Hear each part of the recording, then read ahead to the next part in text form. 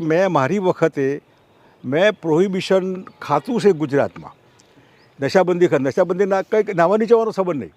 તો મેં કીધું આ ખાતું છે તો એને આપો ને કામ. એટલે હોમ પાસેથી લઈ લીધું. ઓકે. પોલીસ ખાતું નવરું થઈ ગયું. મેં નશાબંધી ખાતું હતું એને એક્ટિવ કર્યું. 110 પોલીસ સ્ટેશન નવા કુલદીપ શર્મા જે હતા બાઓશ અધિકારી, એટલે મેં એમને જવાબદારી આપી. મને કહે મારી સજા છે કે તમે? મેં કીધું આ સજા નથી, બહુ મોટું આશીર્વાદ થાય લોકોને.